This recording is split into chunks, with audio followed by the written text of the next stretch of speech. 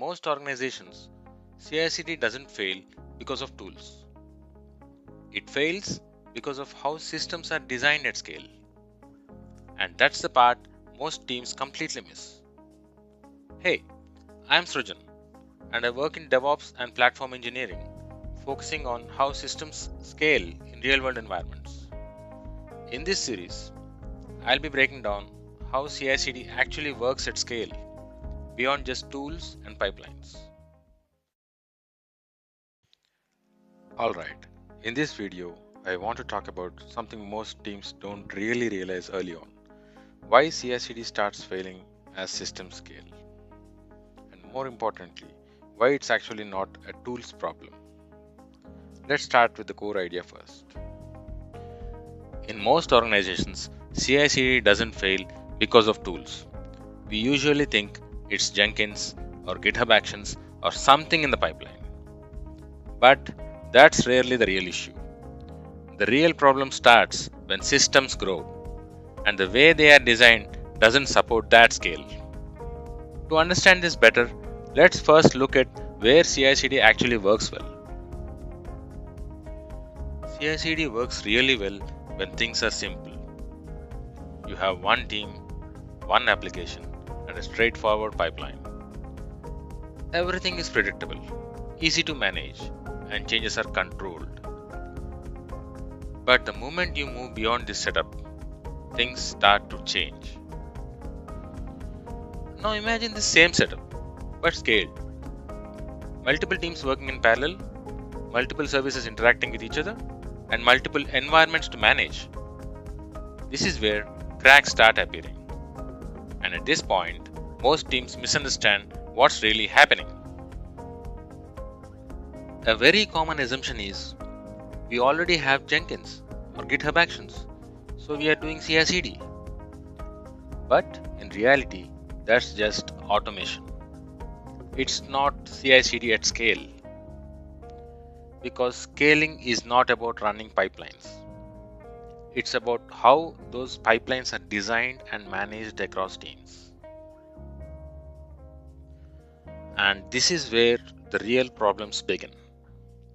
The first major issue is lack of standardization. Every team ends up building pipelines in their own way. Different structures, different steps, different practices. And initially, it feels fine. But as the number of teams grows, this turns into complete inconsistency. And once that inconsistency sets in, other problems follow very quickly. Pipelines become fragile.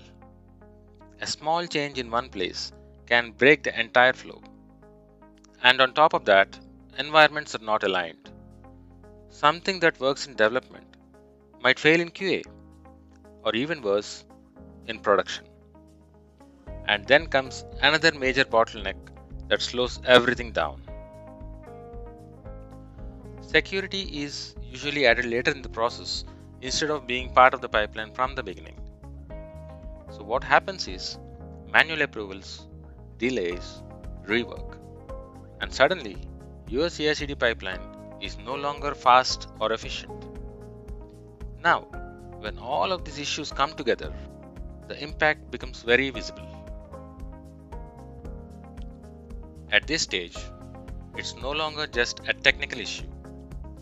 Releases get delayed, deployments start failing, and over time, teams start losing confidence in the entire system. CI/CD stops being an enabler and becomes a blocker. So naturally, the question is, what's actually causing all of this? And this is the key point. It's not a tools issue. It's a system design problem. The way pipelines, environments, and processes are structured is not built for scale. So instead of focusing on tools, we need to change the way we think.